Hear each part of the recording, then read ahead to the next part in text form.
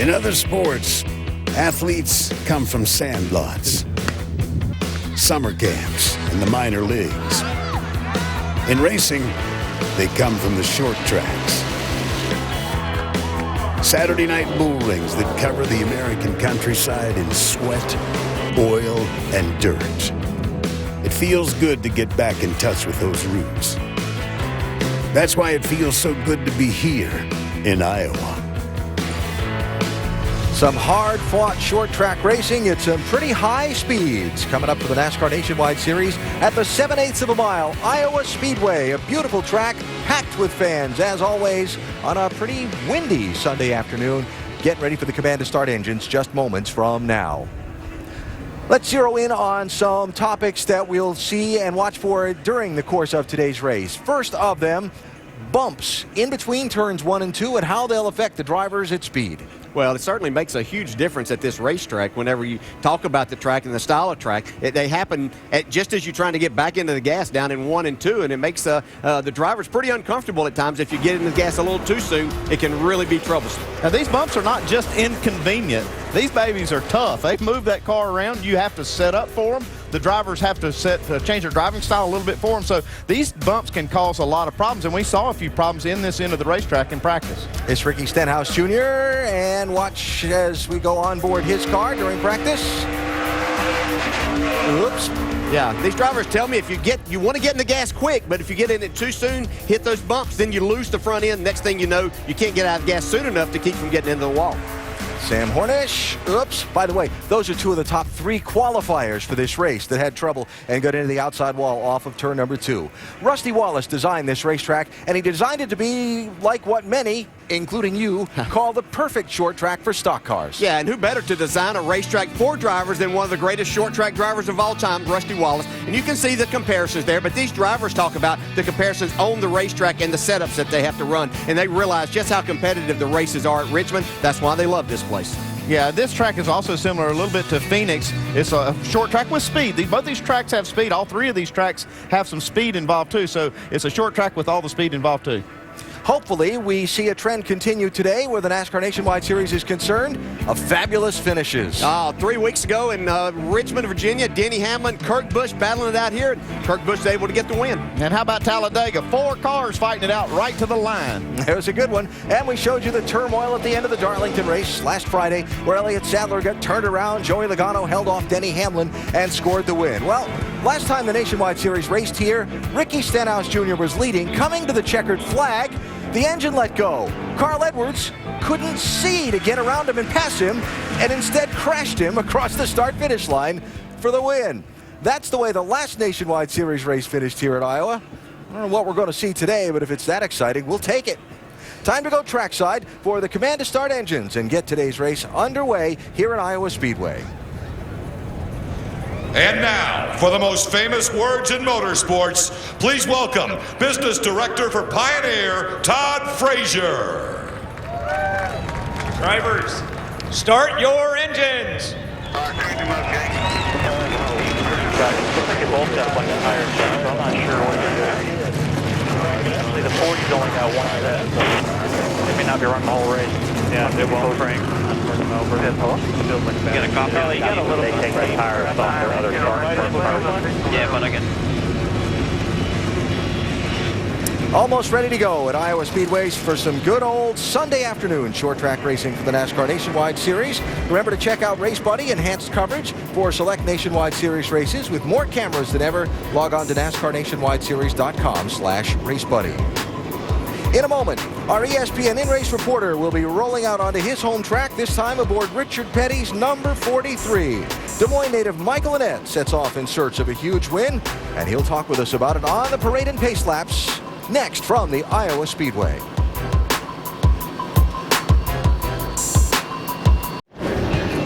The field has just begun to roll from the pit lane of the Iowa Speedway out onto this 7/8 mile track for the parade and pace laps before the start of the Pioneer 250, race number 10 of the 2012 season for the NASCAR Nationwide Series.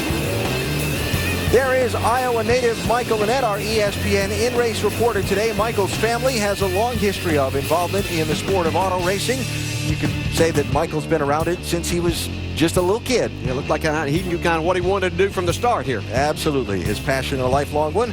And Michael starting in the 18th position today in Richard Petty's famous 43. Hey, Michael, Dale Jarrett, ESPN. You have a copy? Forward, Dale. Hey, Michael, appreciate you talking with us today. And our first question is our mailbag question. And I know you would like to win anywhere, but Aaron in Carrollton, Ohio asked, do you want to win more at your home track in front of your friends and family? Oh, definitely. This is definitely this race, and when we come back in August are the two for sure circle on the calendar. And I've been telling everybody this week, I think this is the best opportunity I've had ever coming in here to Iowa Speedway to get a win in front of these awesome fans here. Hey, Michael, we've noted on ESPN through our nationwide coverage your aggressive style starting back at Daytona, and it's really been fun to watch you drive this race car this year. But starting from that 18th spot today, is that the kind of driving it's going to take to get yourself in a position to win this race? It's definitely going to take that to win it. Obviously, we're going to be smart here in the beginning. 250 laps is one of the longer races we run here in the series. So, we got to be smart. You got to have a car with fenders on it left at the end to win this thing. But it's gonna take some aggressive moves to get there to victory lane. All right, Michael, thanks again for talking with us. Hope you can make your friends and family that are here watching happy here today. Good luck. Talk to you later. Thanks. Michael Annette, our ESPN in-race reporter for the day. The jack man for Michael's 43 car, Kevin Wing, is going to carry our over-the-wall camera today. Have a great day down there, Kevin. Maybe you could help Michael get that first Nationwide Series win today. Onboard cameras here at Iowa. Elliott Sadler has got our Chevrolet on board from pole position today. Austin Dillon has got the Goodyear on board. Ricky Stenhouse Jr. with our Nationwide Insurance camera. Danica Patrick, the GoDaddy.com camera. Sam Hornish Jr., the Dodge on board. Michael Annette's camera is the Ford EcoBoost. Look today, Kurt Busch has the Nationwide Insurance camera, and Travis Pastrana with a Toyota onboard camera. Some great looks for us today at Iowa Speedway. And you can join in the conversation throughout the course of the race on Twitter at NASCAR ESPN. Our folks will be going back and forth with you, and we'd be very interested to hear what you have to say. Now, you heard some of the drivers mention, and you can see by looking at that big American flag, the wind is something that bears watching during the course of this race. Yeah, that wind is a completely different direction, and it's very, very strong. And that's going to make a big change in how fast these cars enter the corner. On both ends of the track, they're going to be going in turn one a lot faster than they were yesterday, what they had practiced for it. And the same thing on turn three. They're going to be going in there a lot slower. It's going to be a change for them. Yeah, and another thing, down in turn one, when we talked about that bump, the problem they have is the front end pushing off of turn two then. That's going to only enhance that problem they may have there. As we get set to come to the green, Travis Pastrana's team on the radio. Kick the tires, light the fires. Let's get going, guys. Thank you for everyone's help get me here. I know it was more of a last-minute deal. Robbie, everyone at RAB, thanks for giving me this car, man. I love driving. He's going to get a chance to race again at Iowa Speedway. Raced here last night. Pastrana and the others get ready to go in what would be one more lap from right now. 250 laps here. Andy tire that Goodyear brought for this race, slightly different than what's been used here the last couple of years. The compound, the hardness or softness of the tire is the same, but the construction's different. What's it going to mean for the strategy or for the drivers and teams? Well, I've talked to some of the crew chiefs, and they think this tire, it's going to fall off speed-wise a little bit as you run it, but if you have a caution and are able to cool them down, they'll come back. The speed will come back. There's going to be some opportunities for strategy, and I think if you see short runs, especially early, I don't think you're going to see everybody on pit road changing tires. And the man to watch in the opening laps will be Kurt Busch in Brother Kyle's 54, dropping to the back of the field because someone else qualified the car yesterday while he was in Charlotte for the All-Star race. We know he's got a good car, DJ, but does he have to be careful? He's going to have to be somewhat careful, yeah, and because he talked about this being a long race, he has time to make all of this happen, and there's room to make passes on this racetrack. But along with being careful, we know Kurt Busch's style. He likes to be aggressive, and we'll see that at some point. Charge! Well, we'll see how quickly Kurt's able to charge into the top 10, whether there's any trouble along the way, and what happens at the front of the field with Elliott Sadler trying to make up some lost ground and lost momentum. Sam Hornish, one of the championship contenders alongside on the front row, and the man who's won the last two straight at Iowa inside of row number 2, Ricky Stenhouse Jr. Fans on their feet, green flags in the air, racing at Iowa.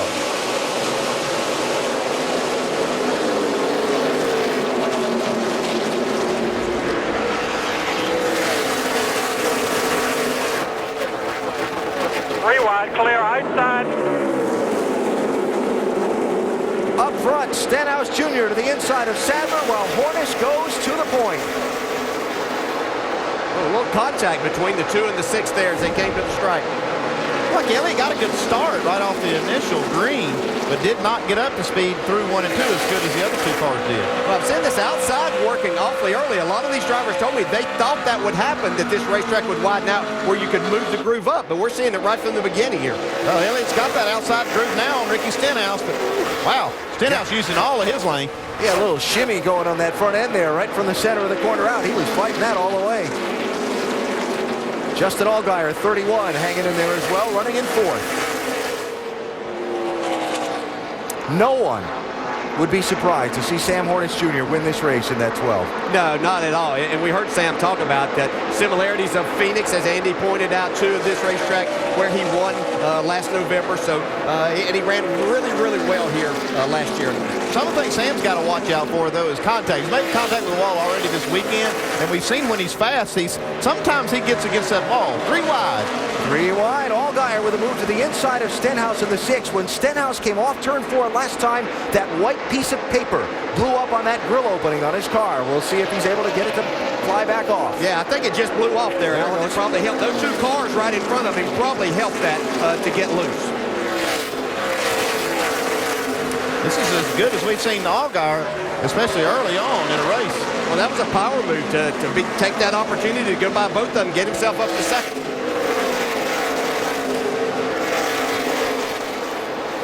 For the lead, Sadler dipping to the inside. Sorry, that was for second. On Allgaier, we look back on Darrell Wallace Jr. 20 car, hanging in 7th spot. Wow, here goes Allgaier. He's still on the move. Yeah, he pulled the swap over move that we've seen, the crossover. See if Sadler can come back and make the same move back on him. Looks like that's exactly what's going to happen. 3 position changes in basically 1 lap there. Not sure that Allgaier, well, he wanted to make that, but as he tried to get back to the throttle, that bump got his rear tires out from under him a little. And Stenhouse to his inside to grab a spot. Yeah, while these cars are racing each other, they're going to have some company behind them. Comes Austin Dillon sneaking into the picture, and it's like Michael McDowell. McDowell in the Gibbs 18 today. And Sam Hornish loving what he's seeing in his mirror as he looks back.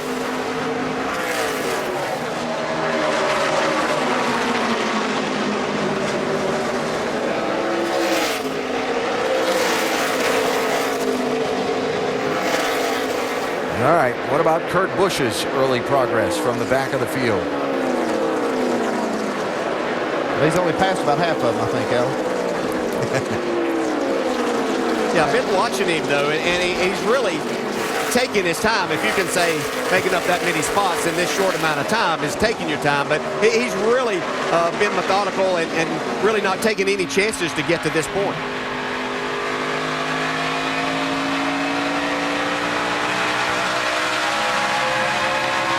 So Kurt cracks the top 20 in the opening 9 laps of the race.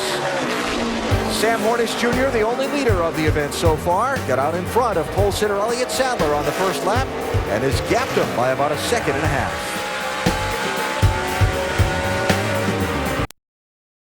Early on in today's NASCAR Nationwide Series 250 lapper at the Iowa Speedway, Sam Hornish Jr. out in front in Roger Penske's number 12 Dodge. He's got about 0.7 of a second on quickly closing Ricky Stenhouse Jr. in 2nd spot in that bright red number 6. Elliott Sadler back now in 3rd position as that fight for 2nd has settled down somewhat. Sadler and Stenhouse racing for that number 2 spot in the opening laps got pretty close. Yeah, in the very first lap here. This is off of turn 4 to complete the first lap. Good job, man. Nice work, Sam. Little contact there. It's your marks, bud. Work that hard.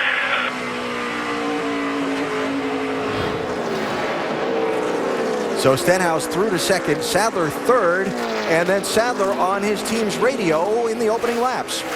Different air pressure. Front air pressure. It's there for, buddy. Start it a little lower. Please tell me next time. Yeah, he didn't have what he expected to start the race, and I guess Luke Lambert forgot to tell him they dropped that air pressure a little bit in the front. Yeah, and as a driver, you know, you have it in your mind how you started long runs yesterday in your race setup, and that's what you expect to have in the car. And when you don't have that, then you want an answer, and he got his. So Sadler hanging in third. Leaders now running up onto some lap traffic.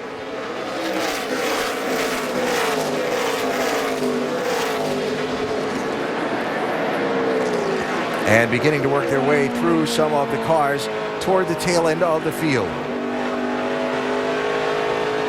Also had about 8 cars go to the garage area in the early laps and call it quits after just a couple of circuits, the start and park, if you will. All right, so after the banging it out door-to-door racing in the opening laps up front for second, third, fourth, and fifth, that settled down a little bit. Look a little deeper into the top 10. Here's your first side-by-side. 30 car is Steve Arpin. 88 is Cole Witt. And right behind them, Parker Kligerman in the 22. Danica Patrick was part of this group, but she's actually driven away from these 3 cars. I saw Cole Witt on the very first lap make a pretty bold move down in 1 and 2. Took it 3 wide and made a couple of spots. But see Arpin there really get loose coming up out of turn 4 on the inside. Well, saving a beauty. And you will see, by the way, you notice all 3 of those cars in this group with the yellow stripes in the back bumper. First Nationwide Series race here at Iowa. Rookies, if you will, in this race. You'll see a lot of those in the field today. Yeah, I was talking to Joe Ballas, series director. He said the rookie meeting was pretty crowded. Yep. 88 car, Cole Witt, hanging in there, Shannon. Right now it's running 10th. Well, he certainly is hanging in there, Alan. The car free off, as you can see on the racetrack. He told me that during practice, he just couldn't get the feel for the car. The feel, I asked him, what exactly were you looking for? He said he wanted it on the free side, but when they went into qualifying, way too loose, and it's loose right now. All right, Shannon, thanks. So back end getting a little wiggly on Cole Witt as he drives around this track. Yeah, and as a driver, more than a free car, you want a car that rotates and turns the center. You don't, when you get in the gas, you want the car to be able to drive it straight up off the corner without putting a lot of wheel in it. But when it's too loose, you just can't be aggressive, especially on a racetrack like this. Arpin going to try again to get through Cole Witt. Now they got company. Kurt Busch continuing his charge. He won't be there long. Yeah. He's on a charge to the front. This 54 car is flying. I'm like you, Dale, though. I think he has been pretty methodical about this. Probably because he's got confidence in his car and he knows he can get there. Yeah, that's the main thing. Yeah, he's got a great race car and a lot of talent. And when you put those 2 together, then you can be a little bit more patient in these type situations. He might have to be that right here if these 2 settled out between themselves, Steve Arpin and Cole Witt. He might just pass them both at one time. Or we'll do this.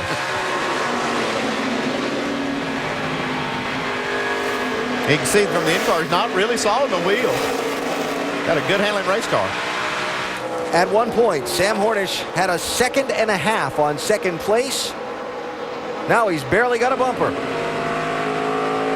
I don't think any of us are surprised to see this 6 car up there, as we talked about. This is basically his race to lose. I mean, he was the man here last year in 2 races. No reason to think that he wouldn't be again today. He's had a terrific season to this point. Watching the race for the lead in the NASCAR Nationwide Series, 250-lapper, Iowa Speedway in Newton, Iowa. Sam Hornish Jr. in the 12. Started outside the front row, has led all the laps so far. Ricky Stenhouse Jr., the defending series champ, and the man who won both races at this track a year ago, trying to take the lead away from him. I don't think Sam's wanted to give this lead up. I think he likes it out front. You know, sometimes you get forced into a position that Stenhouse got to his inside of being able to run on the outside. You find a little something that may actually work better for you. Stenhouse might be a little on the loose side and making it tougher for him to be down on the bottom trying to make this pass. 4-lap traffic ahead for the leaders. 70 car, Johanna Long. And Stenhouse is going to get through. Yeah, that groove's not quite there yet. Sam, I think, got in a little bit too hard and too high into turn 1, and that really opened up a lot of space for Ricky Stenhouse to take the lead. So first lead change of the race, and Stenhouse is out in front. Mike? This team obviously got a bit of a wake-up call earlier this weekend, Alan, when it slapped the wall, but it didn't rattle them one bit. I spoke with crew chief Mike Kelly this morning, and he told me, look, we weren't dominating in either one of the races last year. We went to victory lane. We feel like we're right on par. Stenhouse said at the beginning of this run the car was a little bit loose, but it has obviously come to them. Meanwhile, as for Sam Hornish, they're just telling him to continue doing what you're doing. Take care of your equipment. He's not pushing it too hard just yet. All right, Mike, thanks. So updates on the top two there. As the first lead change of the race just completed, Ricky Stenhouse Jr. back to the point. Sam Hornish Jr. kicked back to second. Elliott Sadler, Justin Allgaier, Michael McDowell rounding out your top five. Caution free in the early going at Iowa. Stenhouse continuing to own this house. 31 is Justin Allgaier. 3 is Austin Dillon. They are racing for third spot, trying to get around Michael Annett in the 43 and Travis Pastrana in the 99. Yeah, Justin Allgaier's been really aggressive in this traffic. You see Austin Dillon now trying to make the pass on Allgaier.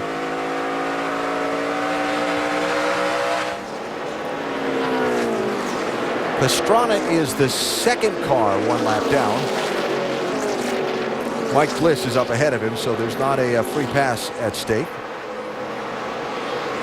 He might be about to become the third and fourth car one lap down as Stenhouse gets to the inside of Danica Patrick. Got a car in trouble. Jeff Green. Yeah, I heard a blow. Hard lick on that right front. This could have been the case of that brake heat. Yeah. It has the makings of a right front going down. Probably melted that bead. So we saw happen to Darrell Wallace last night in the K&E Series race where he got in the corner and right front tire just let go because of that bead. These tires just don't take so much heat. The brakes will withstand that a whole lot better than the tire will. Look at what happened to Jeff Green. Oh, wow, man, that was a hard lick.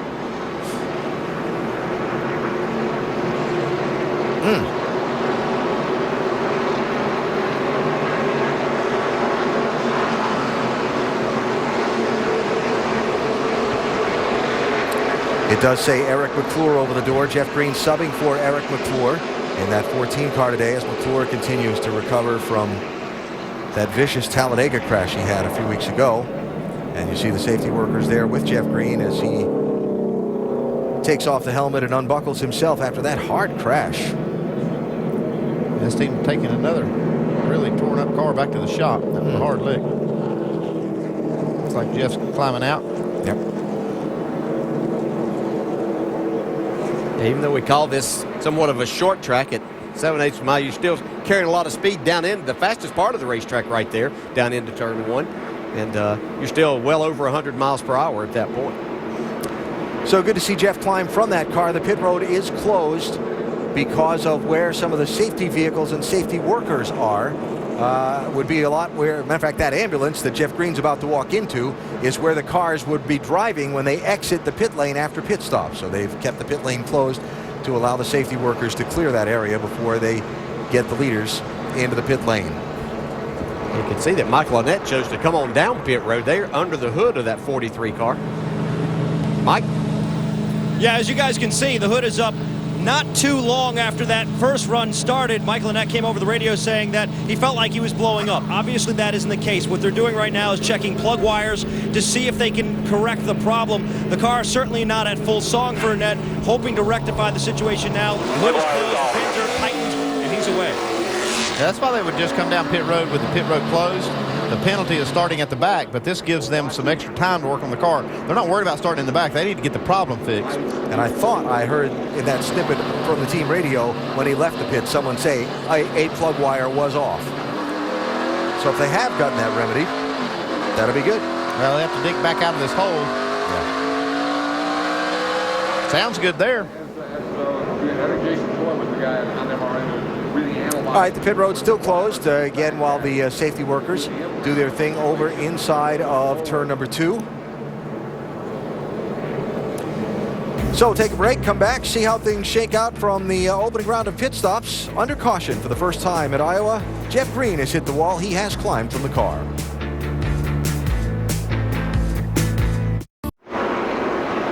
Back at Iowa Speedway as the pit lane is opened and the leaders come to the pit entrance for the first time. Ricky Stenhouse Jr., Michael McDowell, Justin Allgaier, Austin Dillon, Elliott Sadler, the top 5. Shannon. Well, Michael McDowell making his first start of the season, running second right now. The car is just a little bit tight. 4 tires for the 18. Mike? Ricky Stenhouse Jr. pretty happy with his race car. A little bit loose on exit, however. They're making an air pressure adjustment, also a chassis adjustment, a 4-tire change on the 6. Meanwhile, the 3 of Austin Dillon was very close on fuel. Wasn't sure if he was going to make it around. He did. He'll fill it up with fuel, a track bar adjustment, and 4 tires, Dave. Justin Allgaier was running third. His car was loose in, tight in the middle, loose off. Looked like they were going to make a track bar adjustment. I'm not sure I saw that. They will make an air pressure adjustment, and he will cruise off pit road in what position, Alan? Looks like second. That's what it'll be. And confirmed. Just waiting to see if Sadler dropped the clutch there and got that scoring line like you can so often do out of that first pit stall. Stenhouse Jr., Allgaier, McDowell, Dillon, and Sadler will be the top 5 for the restart. Their tires for the first time after this round of pit stops. Shannon?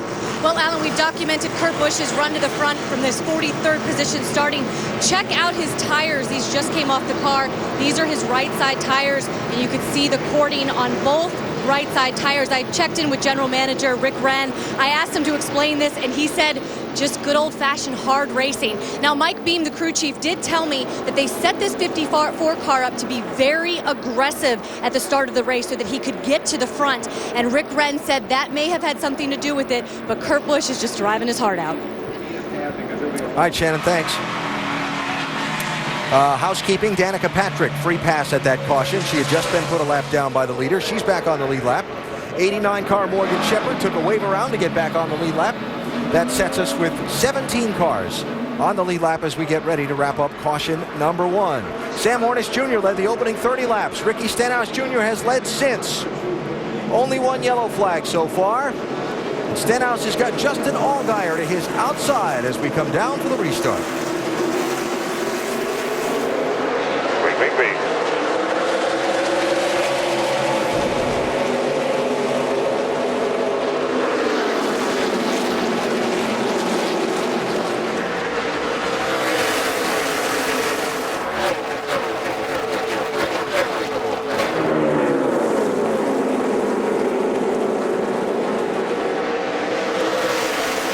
New leader to 31. Yes, it is. And 4. Yeah, that's something they'll be paying attention to so far. The car that started on the outside at the beginning of the race and then that restart has taken the lead. Pretty bold move on the outside on that first lap. And that 6 car was bobbing around there trying to keep his foot in the gas down the bottom, wasn't he? He was trying to, but that 31 was on it. Stenhouse continuing to apply the pressure. Look at this behind him. Double wide, Sadler 2, McDowell 18, Dillon 3, Hornish 12, Kurt Busch 54, and Wallace in the 20. See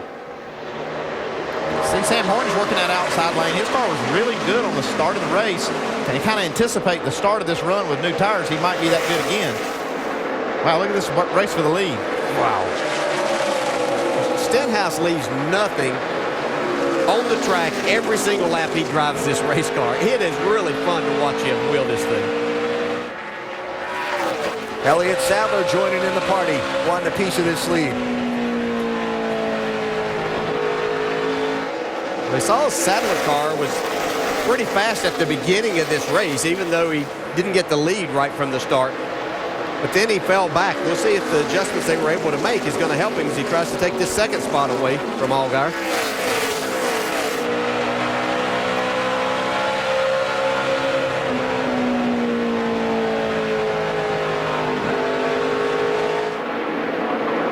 Little twitch there on that 31.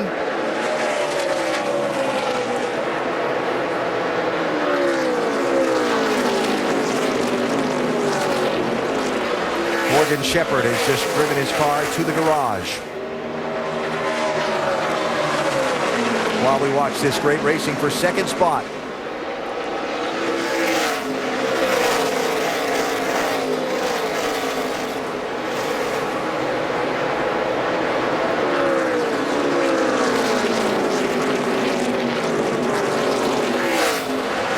see that bump down in turn 1.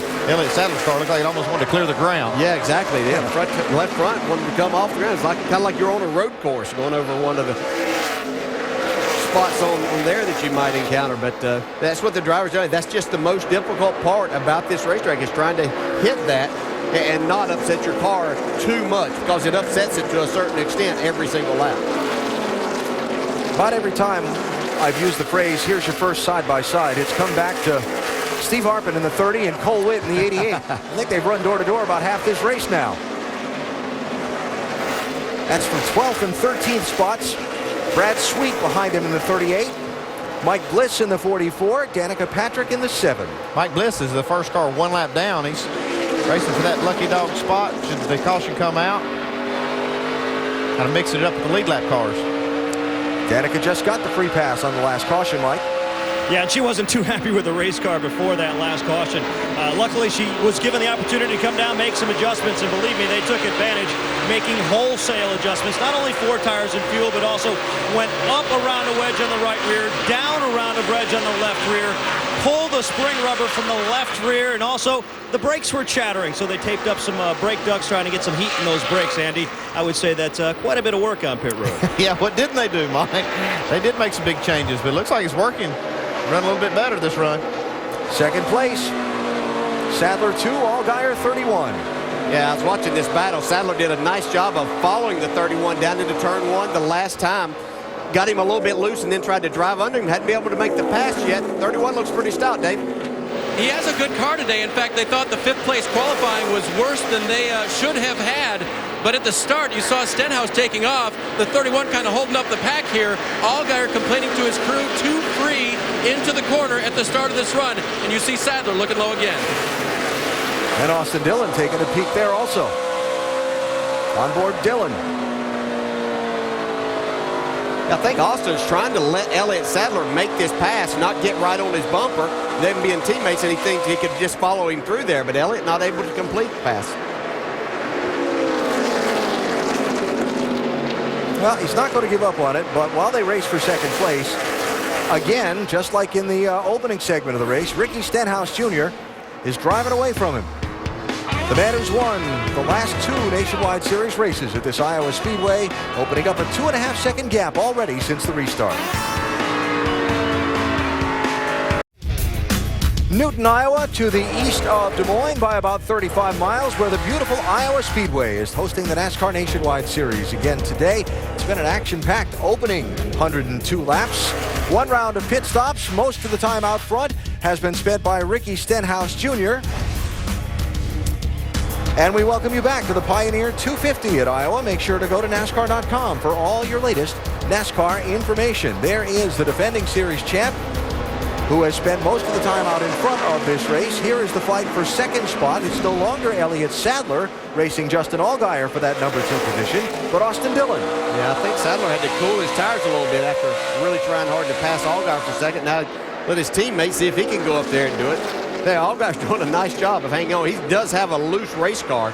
I've seen him a number of times get sideways off the corner, but he's held him off so far.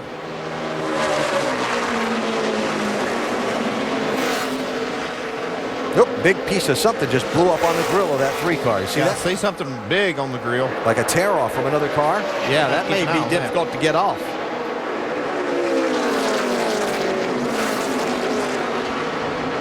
Yeah, that's big time right there. That's almost blocking the whole grill. Yeah, I know he wants to pass, but right now he needs to get in behind him.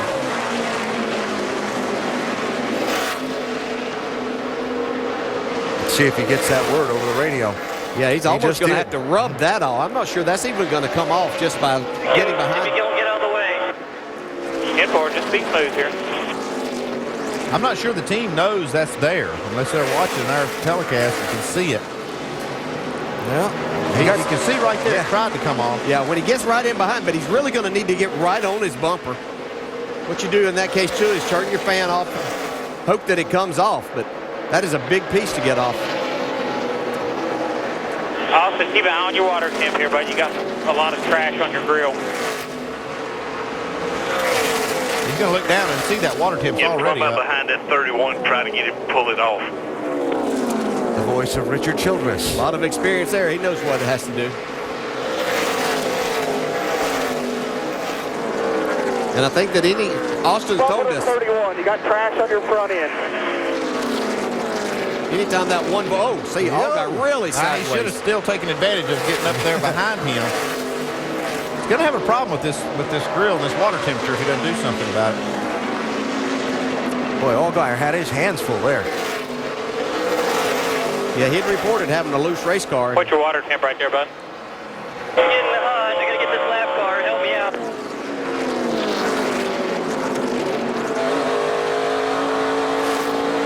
Lap car in front of Sure him. your radiator fan is off. Turn your radiator fan off if it is on. We saw him reach up and hit the switch there. Yeah, the reason they're doing that is they want to turn the fan off. It's pulling suction on that grill opening. They want to turn that off and then try to drive up behind another car, and hopefully that piece will just fall off the grill. 4 car is Darrell Haar. Nope, didn't catch him at the right spot. Well, the car that slow. Yeah, that car that slow. You know, he's kind of hoping that. How hot are you, Austin? 260. Yeah, he needs to do something about that. Yeah, and you noticed that first time when they asked him, he didn't say If it anything. goes any hotter, we're going to have to back off and try to get behind Elliott, let it suck it off, or get behind one of them. Just keep after it. You got to get a big old piece on the grill. I'm gonna have to get back. Somebody come around me. 10-4. Got 3 of them right here, all racing hard together. Up to your outside. Kurt Busch joining the party. Yeah, Austin's best scenario would have been if Elliott could have passed the 31 and got there, and then he could have just lost that one spot. But he's having to give up a couple here to try to help this, and may even more get passed by more than that. No, squeezing down to the inside, Kurt Busch. Michael McDowell coming through. Yeah, Dillon missed an opportunity there when he was racing with the 31. There it goes. Suck right up on that 54 now. Just Yep, flew it's off. gone. Yep, he's good now. All clear. Grill's all clear, bud. All right, let's go. Oh, trouble. Danica in the wall. Yeah. Slow it down. Got one coming there. All right, come on. Slow right front. Another hard lick. Looks just like that 14 Come down to the Jeff pit Green. stall and we'll just take a hard. You're about 10 away. Make sure you got a brake pedal. Goodyear engineers reporting to our pit reporters down on pit road that the Jeff Green take it incident to the garage, earlier guys. was a bead melting. The bead where the tire seals to the rim, and the brake heat sometimes on a short track like this on a long green run will affect it. That's the weak link in the chain up there on that suspension. You got those brake rotors and calipers and all that stuff is designed to take a tremendous amount of heat. But you've got that limitation of that rubber or that tire can only take so much. That really didn't seem to be like that many laps, that something like that. But if you're abusing the brakes, it doesn't take that long at all. It's like a torch up there on that brake rotor. That thing's got 1,500 degrees or more of heat that is trying to dissipate right into the wheel. Man, oh, that was a hard lick. Bad feeling. It's got to be, Dale, when you hit it to that wall and nothing you can do. Terrible. There's absolutely nothing. Pit road's open, Shannon. Well, they made a track bar adjustment on the last pit stop, and Kurt Busch said it really killed him, made him loose, so they're going to go back on it in 4 tires. Mike. Ricky Stenhouse complaining that the car's just a little bit tight. They're going to make a slight air pressure adjustment. Take on 4 tires and fuel, Dave. Second place, Allgaier. Third place, Elliott Sadler. They're both going to take on Sunoco fuel. They're both going to get 4 tires. Sadler's car was tight, rolling the center and on initial throttle. Allgaier's car really loose off, so they'll get separate adjustments to take care of those drivers. See a little strategy played here. 88 car, Cole Witt, just right side tires. A lot of crew chiefs paying attention to that move, see how it might have worked. Stenhouse actually lost 3 spots. Well, 7 car, pretty badly damaged. Patrick's still sitting behind the wheel, but beginning to unbuckle after this, going into turn 3 a minute ago.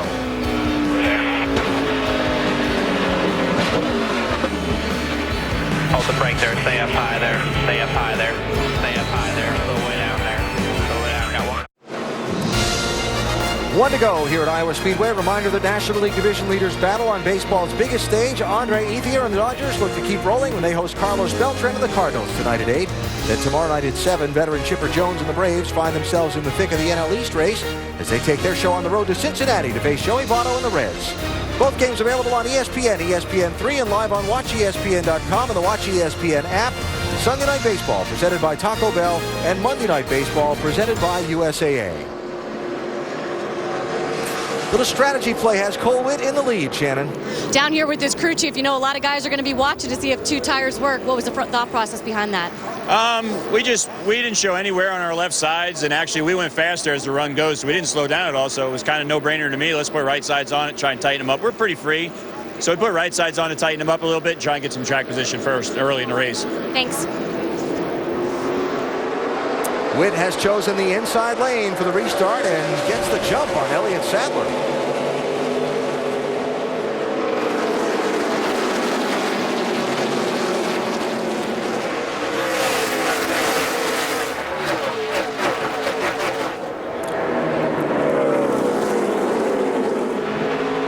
Can Sadler lead a lap, get a bonus point for the championship? I believe so.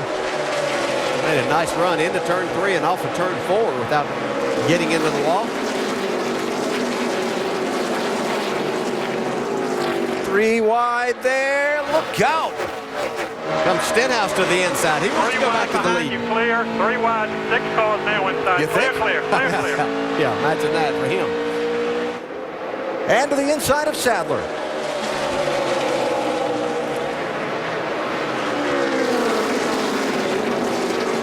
That's no contest. No, he's making it his own little playground here once again. And Kurt Busch is being pretty aggressive, too. He's inside Sam Hornish, driving that car hard in the corner, trying to get a couple spots while these tires are still new.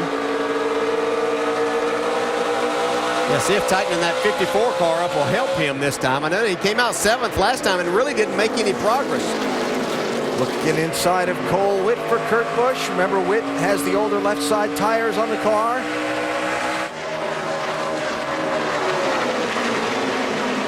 Sam Hornish to the outside in the 12.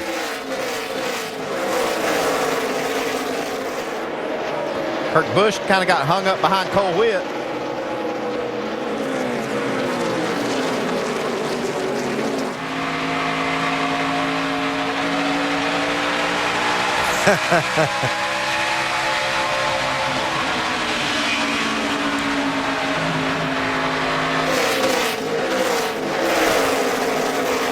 Kind of showing the nose between him there, coming off out turn 2 last time and saying, okay, one of these lanes has got to open up for me.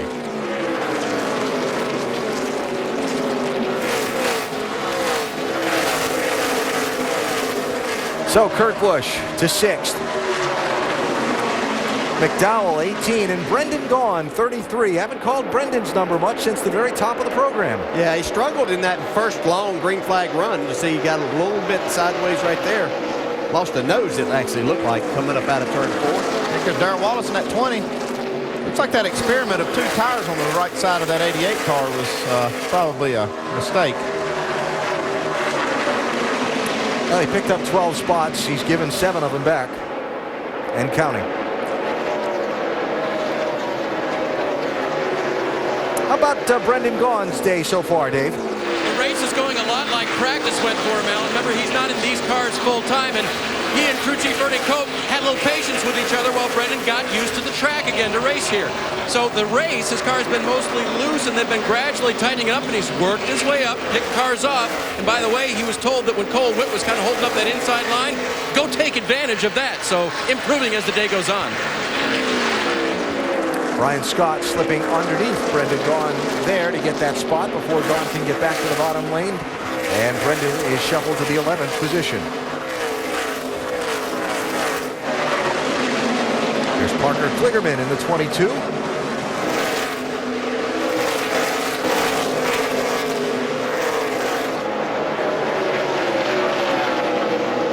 Young man's had a busy weekend himself. Raced in NASCAR's Camping World Truck Series race down in Charlotte on Friday night. Up here to practice and qualify and race Saturday and Sunday. And for second place, Allgaier 31, Sadler 2. You've said that quite a bit today. I have.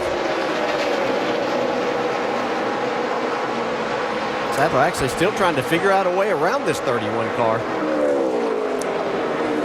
And pretty fair to say, this has been the best performance we've seen from this 31 and Allgaier so far this season.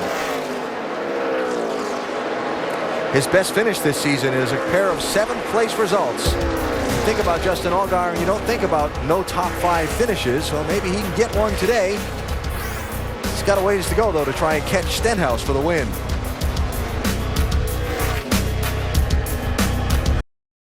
Down, catching up on what's happened in the first half of today's Nationwide Series event at Iowa. Opening laps, championship contenders, Stenhouse and Sadler, a little bump and bump.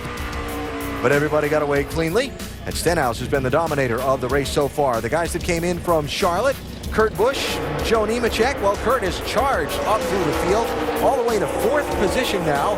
Nemechek started at the back as well. He's running in 20th. He got caught a lap down earlier. A couple of people with right fronts have gone down. Danica Patrick, the most recent.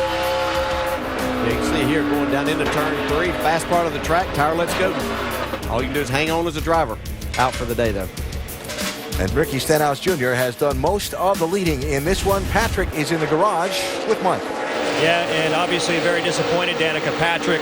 A melted beat is what I've been told by the Goodyear officials. What did you feel inside the race car right before that happened?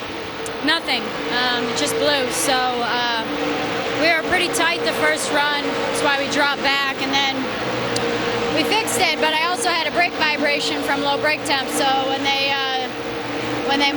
covered up the holes to get it warmer, I just think that we just went too far, obviously. So unfortunately, the Goodyear guys know better than I do. We melted something. So I didn't feel anything before that. It's just I'm bummed out because we were on a good roll and we were having the best short track weekend we'd had yet.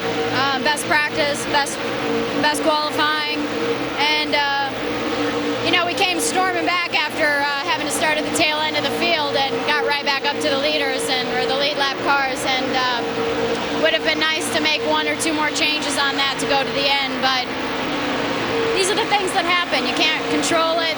You got 34 weekends, and they're not all going to go perfect. So I always said that the most important thing for me is, not necessarily just to get to the end or get results, but to be competitive all weekend and to be proving that I can run well. And I think this was one of those weekends where we were running strong. We just couldn't quite close it out. Pretty disappointed, Danica Patrick, Allen, but as you heard her mention, they did tape up the brake ducts just before that happened. I spoke with her crew chief, Tony Uri Jr., and he said that's probably the reason, probably too much heat in the brakes. All right, Michael, thank you. And while you watched that, you saw Elliott Sadler go to 2nd place, and Justin Allgaier now sliding back a bit. Kurt Busch by him for 3rd. And Austin Dillon up there to challenge that 31 car. All this going on, a pretty good bit behind race leader Ricky Stenhouse Jr. Allgaier been aggressive today, hasn't he? Yeah.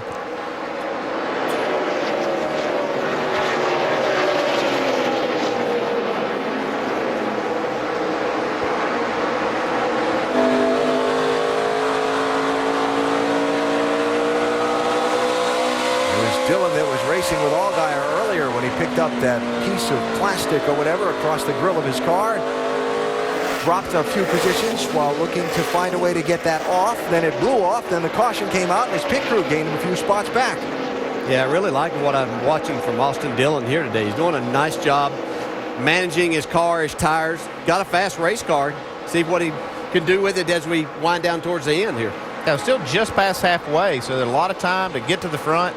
And I'm like you, Dale. I like the way he's managed the race so far. Steve Harper and Brad Sweet there for a spot just outside the top 10. Right side of the screen. I've been impressed with Brad Sweet in the just a couple opportunities we've had to see him in the Nationwide Series. Going to a very nice job in this 38 car. And one thing I've noticed about him is he gets better as the race goes on. He may not start out as fast as you think he's going to be, but he will get better as the race goes. He in California wasn't all that fast in the beginning, but at the end of the race, he was really picking off spot. Yeah, because I watched him earlier in this race. He looked like he was totally out of control, and I don't know if it's just him adjusting his driving. I'm sure that's probably some of it. And then getting some information to his crew, and they're making his car better. But as you're exactly right, Andy. He does learn and seem to pick up as the race goes on.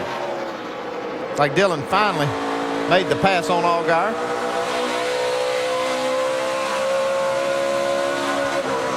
Now see if he can set sail and track down Kurt Busch, who's next in line ahead of his 3-car.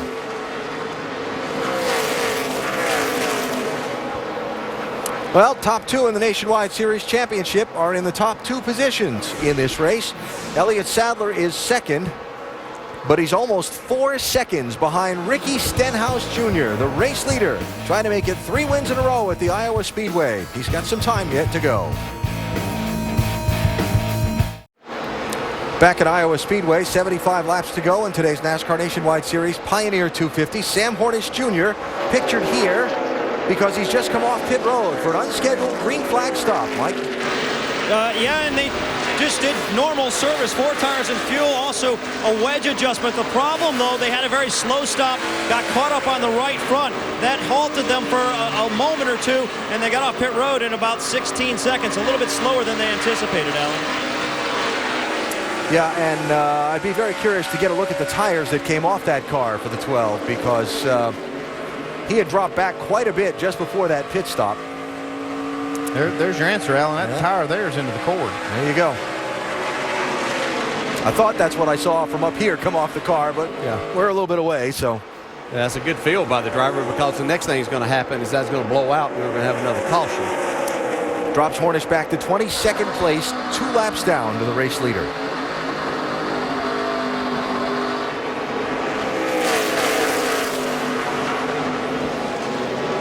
So seeing that up and down pit road, that'll give crew chief something to think about. Oh, let's say like Michael McDowell's team. I think we should short pit. Feel like the tires are course. We'll just wait to see what that 6 does. 10-4. We'll get you in as soon as we can. You just feel it out. Your lap times are smoking compared to the field. Yeah, I'd worry about that, though. I don't know if I'd want to try to stay out there as long as somebody else. I'd have him in. I think that might be a mistake to push it. The only thing is, this 18 car, his car doesn't give up on these longer runs as much as everyone else, unless they're seeing a real issue in what they've taken off, because he's moved his way all the way to that 3rd spot right now. 2 things I'll give you to follow up on. You guys take this wherever you want. First of all, if that's your driver telling you he feels like those tires might be cording, that would raise an alarm on top of, oh, got a car in trouble. Taylor Malsom. There's the right front. That was where I was going, is you also know we've had a long green run, and you're expecting somebody else to have a problem and bring out a caution. Yeah, but you don't want it to be your car. And that's too bad for Taylor Malsom. He had a good run going most of the day. He was up in the lead lap for most of the race. Another hard lick. Yeah, this one's on the exit of the corner, and as bad as it is going in, you're wide open in the throttle most of the time coming out of the corner. And when that tire blows, you're immediately into the wall. Taylor was running in 15th place, a lap down to the race leaders, and continues kind of a run of difficult luck that this team has had. They started the season off so well at Daytona, and the first few weeks of the season, and the last few, have been filled with bad luck for Malsom. We'll have to see if Kurt Busch now is able to make adjustments that are needed to his car to give Ricky Stenhouse any challenge at all, because we really don't see anybody else making those adjustments that can keep up and have the speed and the longevity put together to challenge him so far.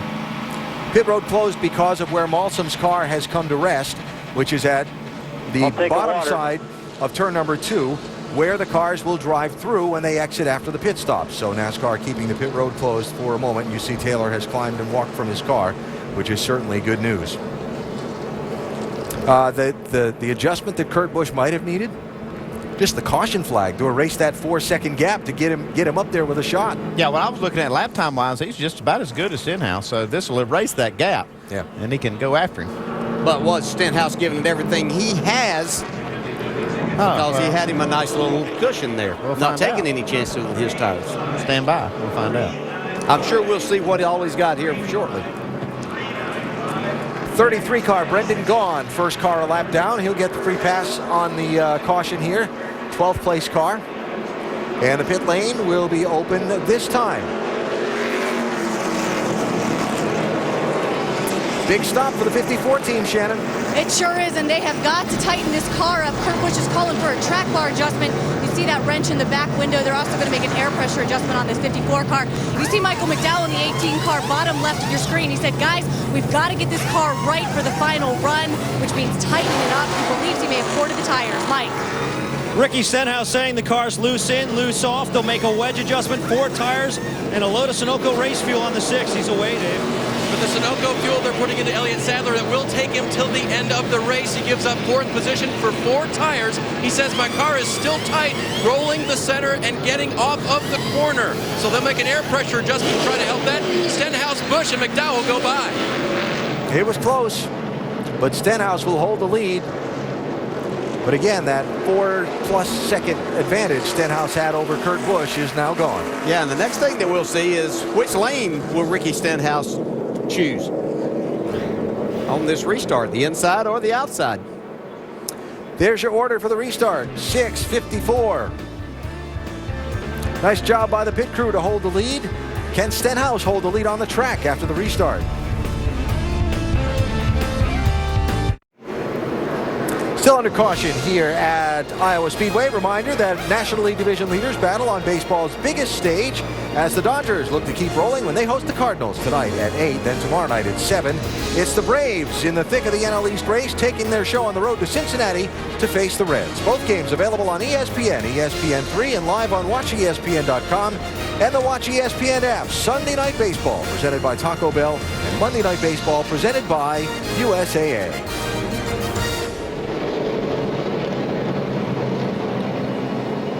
So pit stops have occurred under what is the 3rd caution of the race here at Iowa Speedway, erasing a 4+ second lead Ricky Stenhouse Jr. had over Kurt Busch. Pit stops proving the turning point of the race for Michael McDowell, who is going to the back of the line in that 18 car, too fast, entering pit road. He has to go all the way back behind the lap cars too, so this is going to be a big penalty. Yeah, and he'd come out in 3rd spot. It's just very unfortunate. He's done a great job all day driving this race car. Mike Bliss also tagged for too fast entering pit road. He had gotten back on the lead lap at the prior caution. And Mike is going to be shown back in 15th position for the moment.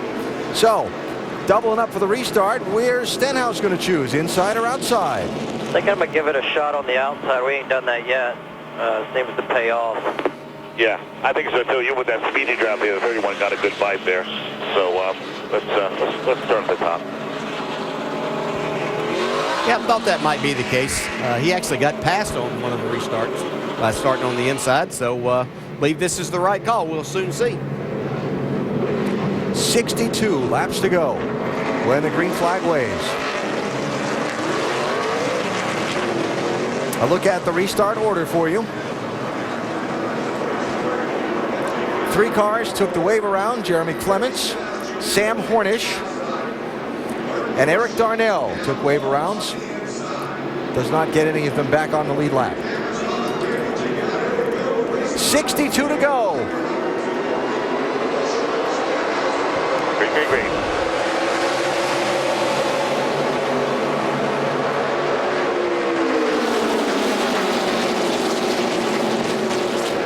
Kurt Busch slides in front. Kurt Busch was ready to go on that start. He anticipated that start from Stenhouse, and that motor in that 54 car really took over from there.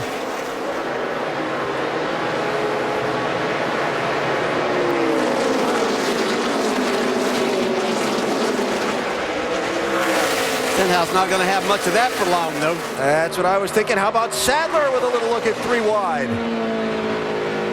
And I think Ricky Stenhouse spotter hollered that there might be a car looking inside of him. He backed out of the gas a little bit. Coming back to the inside once again. Kurt Busch got real loose way on the high side. Now he's got to fight for 3rd. Yeah, Kurt drove it in really hard, hit one of those bumps and got really pretty sideways.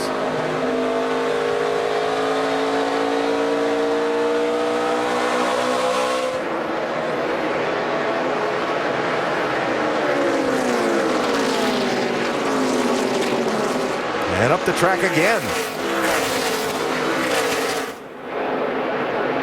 Well, we heard Shannon's report on the pit stops. They were making adjustments to try and give Kurt what he felt he needed to deal with Stenhouse.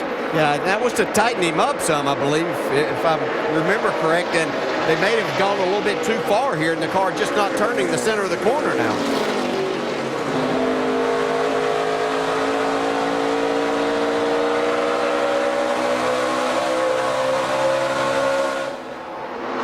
They are 4 wide at times in this group on the right side of the picture. Darrell Wallace in the 12 is in 10th, in the 20 rather, is in 10th place. Sam Hornish is trying to get himself in position for the free pass. He's the first car a lap down. The guy he's racing to stay the first car a lap down is the 43 of Michael Annett and the 30 of Steve Arpin. I'm trying to watch that battle, but watch this battle with Austin Dillon, Justin Allgaier, and Kurt Busch. Got racing all over this track.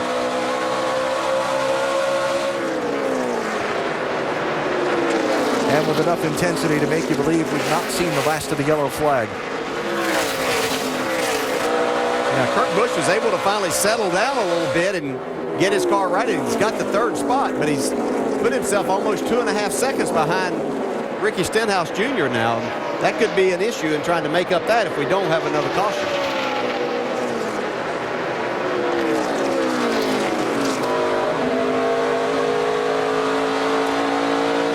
Say this is probably the most aggressive race we've seen Austin Dillon drive in this 3 so far this season. It does seem like he's asserting himself a little bit more today. Yeah, and some of that probably has to do with being a little bit familiar with this racetrack in this car here. Won a truck race here, so you get that. You get a little bit more confident about what you can and can't do with your car and your abilities.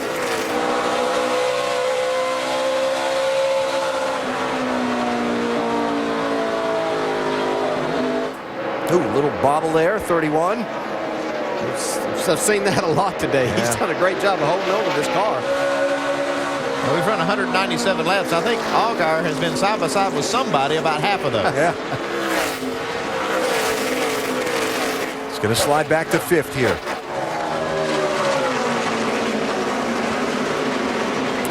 Austin Dillon up to Elliott Sadler is 2nd. But he's behind the man who's dominated this race so far, Ricky Stenhouse Jr. Stenhouse won 2 races here last year, led a combined 66 laps in the 2 wins. He's led 157 in this 1 race today.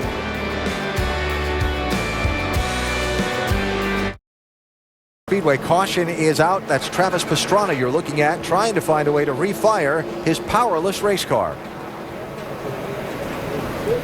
Having a hard time figuring out what's wrong. It's got plenty of juice in the battery. We can hear the engine spinning over, but it just won't fire off. Mike, what's going on with that 99? You got any insight? Yeah, no voltage. That's been the problem. Scott Zipadelli has been radioing back and forth. They've been trying to diagnose exactly what's been going on. All Travis can tell him is that he knows it's electrical. It seemed like Scott Zipadelli may have speculated that he may have hit the kill switch, but he asked him to look at that. No determination whether or not that was the case, however, but obviously he's on pit road. They're still trying to figure it out. Well, he's obviously got power in the battery. He doesn't have voltage going to the right place, though, and that's up to the distributor. Still could be a fuel Check all your electrical connections. Make sure something didn't come unplugged from the distributor or something. Very few of the leaders have pitted. 5th place Justin Allgaier comes in, along with Brendan Gaughan and Michael McDowell. There's only 12 cars on the lead lap. Dave, the 31's in. Well, and this sets up the possibility that late in the race, when everyone else comes in, he might stay out for a little track position. He'll take 4 fresh tires right now. They'll put 1 can of Sunoco fuel in. At this point, he couldn't have won the race with this setup because it's too loose off at the start, although they did fix the center just a bit for Allgaier. Allgaier's crew chief Jimmy Elledge not afraid to take a gamble on an alternate strategy. Well, they didn't have a car to win, so why not? Give it a shot. So yellow flag number 4 out after Travis Pastrana's car lost power and stopped on the racetrack. The final 45 laps upcoming.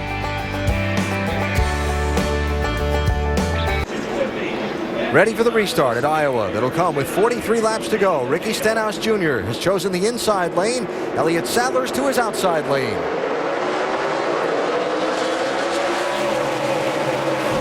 Stenhouse spinning the tires trying to get going. Kurt Busch trying to take advantage of that. 3 wide.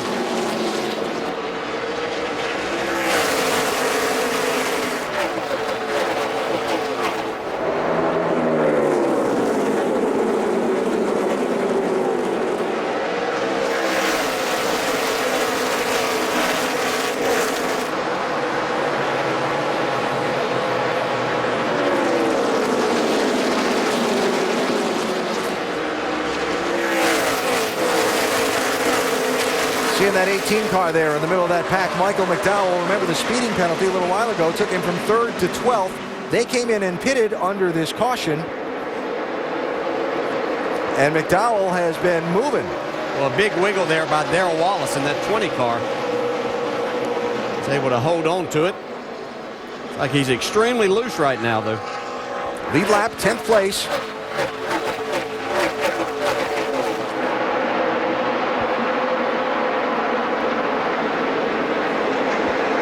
Giving that spot up to Brendan Gaughan, 33, also on the lead lap. 43, Michael Annette's the first car, 1 lap down. There's McDowell inside of Brad Sweet. That's for 7th and 8th places. And now the 22 of Kligerman is in 6th. Remember, fresher tires on the 18 and the 31. Yeah, this could possibly pay off big dividends for Michael McDowell. He's able to rebound from that speeding penalty. He's got fresher tires than these guys in front of him. See how that works out. His car's been really good on long runs. Allgaier gave up the 5th spot to come get tires. He's back up to 8th place now.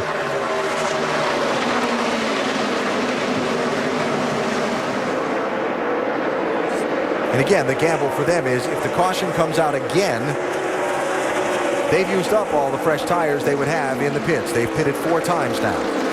Well, they would. They'd rather take the track position anyway if the caution happens to come out now. They'd want to stay out with those fresher tires. It'd make it even more advantageous. That's the right time to use them if you were going to use those tires.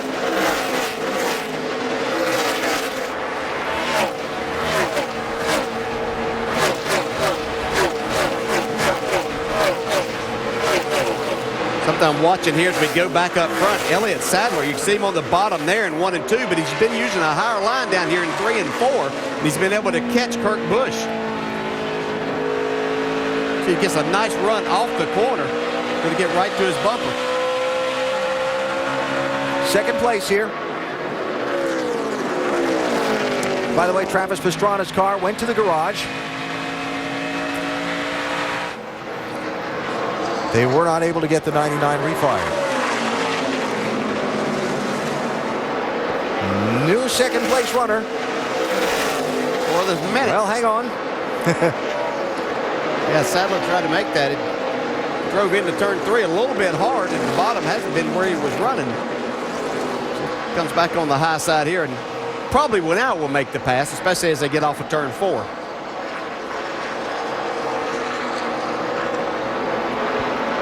Allgaier and Cole Witt for a spot there.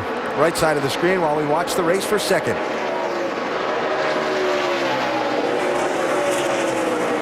Hey, Cole Witt in this 88 made a nice rebound.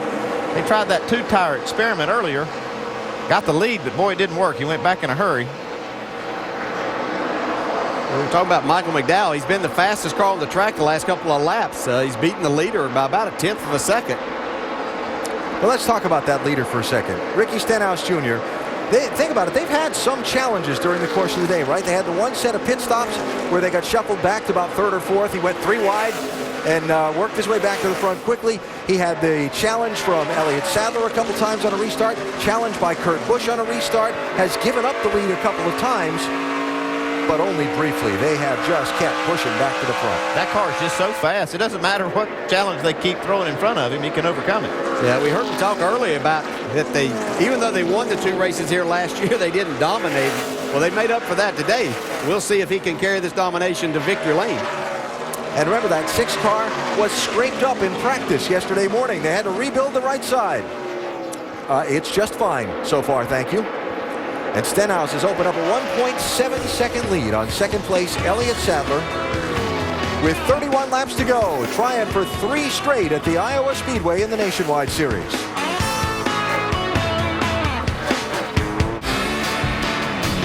NASCAR Nationwide Series at Iowa is brought to you by Carfax. Just say, show me the Carfax. Ask your dealer or go to Carfax.com. And Touch of Gray. Get the best of both worlds. We are in Newton, Iowa today at the Iowa Speedway, where Ricky Stenhouse Jr. has dominated this NASCAR Nationwide Series race. That makes it sound easier than it's been. He's had to work very hard to fend off challenges on several occasions. But as the long runs, or as the runs get long, that's the end result you see. It is the 6 moving away from whoever's in second place. Impressive recovery from Michael McDowell in the 18. Yeah, he's done a really nice job of battling back here. They decided to make a pit stop under that last caution, getting fresh tires on there, and he's battled his way back up to 4th. Make a big difference, too. I've looked at this monitor of about, I would say the last 10 laps, he's had 8 of them as the fastest car on the track. Remember, McDowell had the pit road speeding penalty back at lap 183, went from 3rd to 12th at the time. That's the hole he's trying to dig back out of. Travis Pastrana has just returned to the race. 22 laps down in 27th spot. What was the diagnosis, Mike? Yeah, as we mentioned when he first pulled down pit road, he thought it was an electrical problem. Scott Cipotelli checked just about everything he could. They pulled it into the garage and they diagnosed it as a broken fuel line. They've obviously remedied that and returned to the racetrack. Well, Travis was saying from behind the wheel it wasn't getting fuel. Yeah, and every time I thought it was electrical, it was fuel related, and every time it was I thought it was fuel, it was electrical. So that's not just a rookie there that couldn't tell exactly what it was. That's hard to diagnose inside the car. Hey, it's hard to diagnose outside the car too. Yep. Well, he's back out there getting a little more experience. He's done a nice job today. He really has, yeah. He's run well. So making some passes, making competitive passes, and did well until he had that issue. and now Travis learns the hard part about NASCAR, going back out onto the racetrack when you're many laps down, having to race hard but not get in anybody's way either.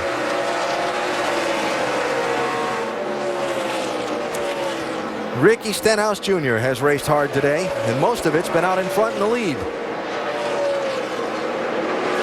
Check that out. Most laps he's ever led in a single Nationwide Series race. Prior high was 189 at Lucas Oil Raceway in Indianapolis back last July.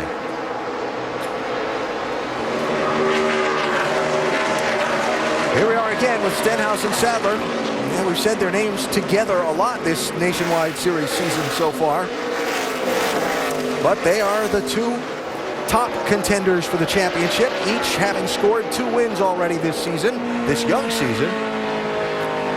And you look at the momentum swing where the championship is concerned over the last half dozen races. Sadler had the 25-point lead after Bristol. Now it's Stenhouse Jr. with a 23-point lead after Darlington. And you can think back, Sadler, the restart incident at Darlington last Friday that cost him a chunk of ground. For Stenhouse, he was one of those guys in that last corner crash at Daytona when he was going to finish 3rd, 4th in the Daytona race and never made it back to the finish line and finished 19th. Yeah, it's really Stenhouse's only hiccup of the entire season. Yeah, he's been right around the top 5. He's had all top 10s except for that. So it's just been very impressive. But, the difference really is what Elliott lost last week. That's the difference in the points difference. And we've got a lot of racing to do, but Stenhouse is sure going to make it tough on Sadler to try to catch up in if he's going to run like this all year.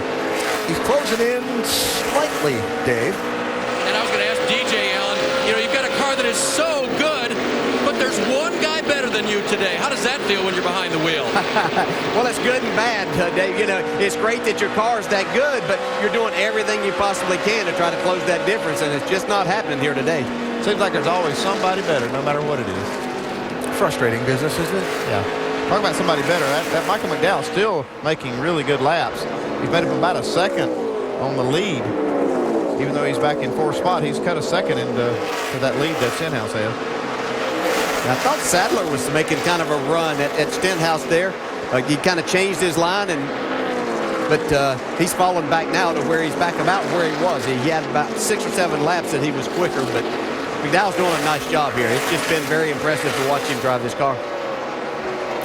Kurt Busch there, 54. Remember, he started at the back of the field. Worked his way up, was second on this most recent restart. The restart before, I'm sorry. Got the lead briefly. Then car went way wide on him in 1 and 2. He fell back to third, and that is where he remains at this point.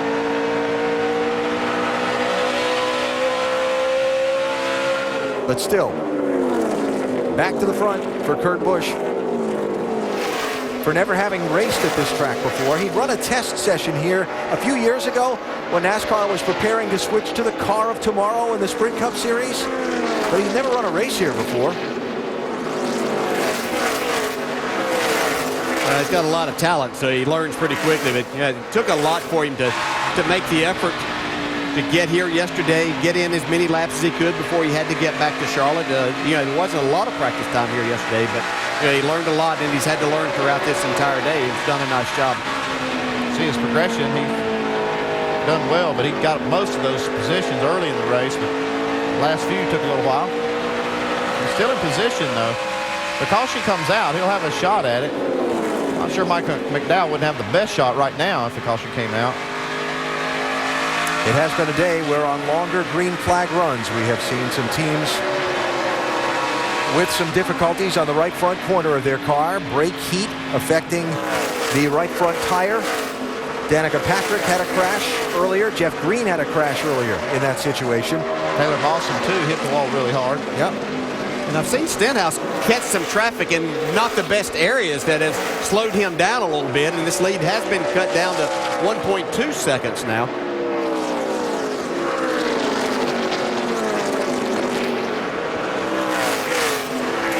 Been a pretty strong day for this 6 team, Mike. It has indeed, but it's not over yet. 8 laps remain, and Ricky Stenhouse radioing in that the car is getting looser and looser and looser. Meanwhile, his spotter telling him simply, keep it off the wall. Yeah. Well, the only problem that he could have is if he's run that right rear tire completely off of it. When that thing goes, it can really go in a hurry, and you can start losing 3 4/10 a lap. Watching this race for second between Elliott Sadler 2 and Kurt Busch 54, Shannon. Kurt Busch just radioed into his crew and he said the engine is starting to lay down. Maybe you guys can tell us what's going on in there.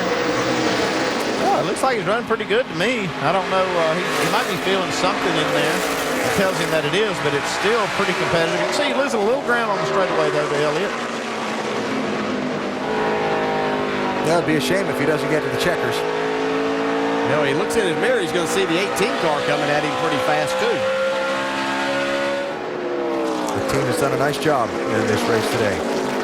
5 laps to go.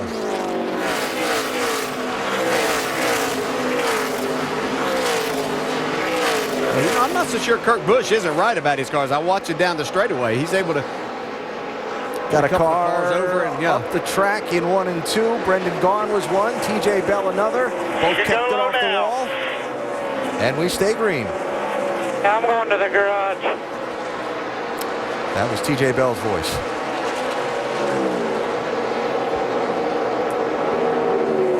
You ever have a track that just was your track? You got there and you felt good right away and you just everything clicked? Oh, it was always fun whenever you had places that you really look forward to going and racing on. And obviously Ricky Stenhouse wishes there were more than 2 races here a year. Stenhouse putting a lap on Joe Nemechek in the 87, winning both of last year's races at this Iowa Speedway. Remember the race last August? He was leading coming off turn 4 when the engine let go in that 6 car. Carl Edwards came roaring up on him and couldn't see from the oil spray and ran into him instead of around him and pushed Stenhouse across the finish line for the win. Well, it's less than a second lead. As you can see, Elliott Sadler's closed in even more now. And we are coming to the white this time. A little too late, though, to make a big charge. You got to get it to the checkered flag, though. Here it is, final lap. One more time around for Stenhouse. Oh, there's trouble in turn 1. Michael McDowell and Kurt Busch have tangled. What a power slide by Kurt Busch. I'm telling you, that was a big save. No trouble for Ricky Stenhouse Jr. for the 3rd race in a row at the Iowa Speedway. Stenhouse to the checkered flag first. Way to go, guys. Way to go. Awesome job, man. Proud.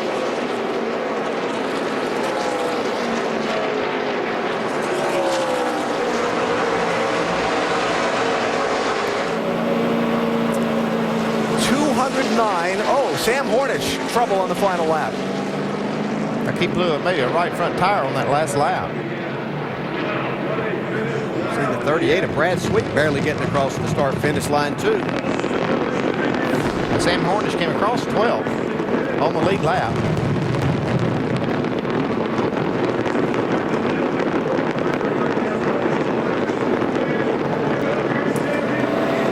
Well, what a drive. What a performance. I walked into the garage area yesterday, and the right side of this car was white as the team was finishing rebuilding the right side after the contact with the wall they had in the morning practice. Not only did they put it back together, they re-decaled it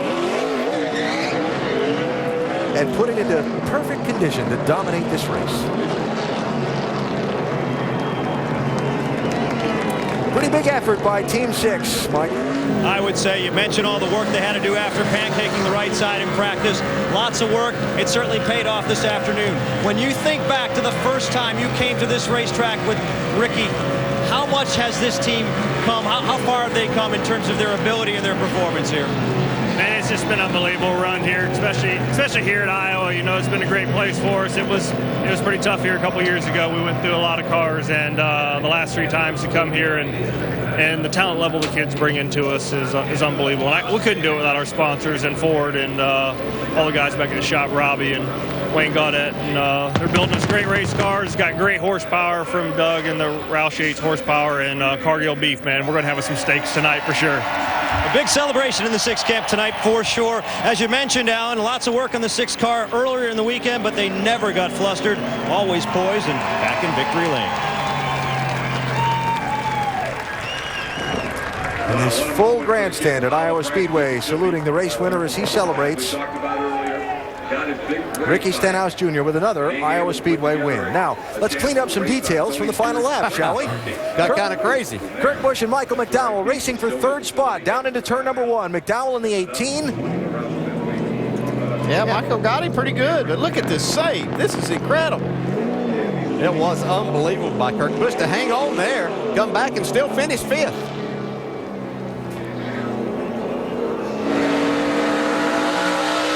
Very bottom here. Slipper corner. Clear.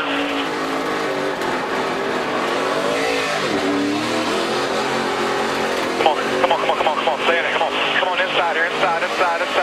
The room behind the 3 coming to the checker here. Come on. McDowell went to have a word with Kurt. Yeah, I'm not sure Kurt didn't have a little issue getting down in the corner. I could hear it from that onboard. It almost sounded like he was wheel hopping the rear tires or something, driving in the corner a little bit too deep. No, maybe that's what happened. Kurt finished 5th. McDowell finished 3rd. Let's hear from some of the top finishers before Stenhouse gets the victory lane. Shannon? Well, let's check in with that top 5 finisher, Kurt Busch. I think one word we can use to explain your race is eventful. Obviously, starting in the back, you led for a bit, and then what happened on that last lap? Yeah, we had a lot of fun today. I mean, just racing hard, and Stenhouse, man, he did a good job today. The kid's getting really good, and, you know, with Elliott Sadler, those two are really mastering these cars well, and for us, that's a big step to be in contention with this Monster Energy car. You know, we started off the season not anywhere close, so it's great to sniff the lead, be close to it, and just missing just a couple little components. And then at the end, my weak spot was turn 1, loose getting in there all day, and McDowell got down in there. I was trying to hold him off, and that's what racing's all about. You know, 2 guys got together. Yeah, we got the short end of the stick, but I don't care. You know, I hate wrecked cars or beat up stuff, but you know, Kyle would be proud of the run we had today, and, you know, he might have been able to do better with his experience with these cars, and that's where I'm learning each time out. So just thanks to Monster Toyota, all these guys that keep working hard. I'm happy to drive for my brother. This is a lot of fun. We're a single-car team, but it's like we got 2 champion drivers driving this car, so we got to be teammates together. It was fun watching him today, and guys, remember, this was his very first race here at Iowa. Alan? 5th place for today, and a nice save on that last lap by Kurt Busch. Sir. We'll hear from more of the other top finishers after we check in with the race winner in victory lane. Stenhouse now getting a bottle of water and cooling off a little bit in his race car as he's about to emerge in victory lane. Once again, a winner here in Iowa. Still collecting his thoughts and getting a glass of water, emerges from the window, and the team celebrates. Ricky Stenhouse congratulating his team, taking the congratulatory high fives all the way around, and once again back in victory lane here in Iowa. We've described it as a dominant run today. How would you describe it? That was dominant right there, man. This Cargill Beef Mustang, these guys work so hard in the shop, making these things as light as we can, as best we can, and they've done a great job. Glad we had enough Valvoline next gen oil in this thing, man. This thing was running hot there. The rubber was getting on the grill, so it was slowing us down a little bit with the temperature. But all in all, great day. 3 in a row here at Iowa. I can't believe we got 2 in a row and now 3. So it's a great day. Got to thank NOS, Cargill, man. They've stepped up this year and really done a lot for us. Nationwide Insurance, Oakley, Simpson, just. Man, this one was fun. I like dominating those races. Congratulations. Thank you. With the victory, Alan, he stretches out his championship lead. 3rd win of the season for Ricky Stenhouse Jr. What about the event? 3 straight at Iowa, 5th career win overall, and equaled the track record for most laps led in a nationwide series race today. 209 laps he led. Kyle Busch also did that in July of 2010. Stenhouse Jr., the winner. More post-race interviews coming up from the Iowa Speedway.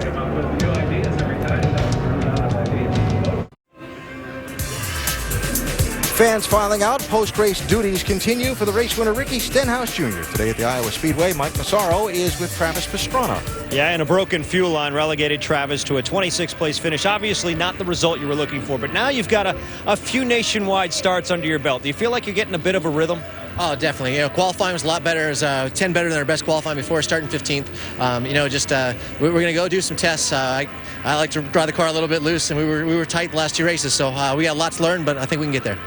All right, well, good run. We wish you best of luck in your next outing. Dave Burns? Justin Allgaier comes home 6th today, and I kind of had your car on either side of tight and loose. What were you fighting most? Yes, all of the above. We struggled to keep up with the adjustments for whatever reason. Brent Chevy was really, really good. Long run, but short run, we just didn't seem to have the speed we wanted. But all in all, I mean, I think we had great pit stops all day. The crew did an awesome job. And how about that race? We got to figure out how to beat Ricky, though. I don't know. He's doing a great job, so congrats to Ricky and his whole team. But just got to thank Brant and Nationwide Insurance and everybody that's a part of this deal, because the fans here in Iowa, they come out in droves. It's one of the best races we come to, so thank the fans for coming out, because every time we come to Iowa, we're always pumped up. So hopefully we can come back and beat Ricky the next time. Solid run for Justin today. Allgaier with a 6th place effort today, and some final thoughts on what you watched at Iowa Speedway today. Stenhouse was impressive. Once again, impressive. I mean, this was obviously the most impressive of the 3 victories that he's had here, but a great race all in all. I mean, we saw a lot of battling, and when Rusty Wallace built this place, that's what he had in mind, a lot of side-by-side racing. Yeah, he did, but that's going to put some teams to work. There's a lot of teams down there that need to figure out what this 6th team's doing and try to catch up when they come back here for the next one.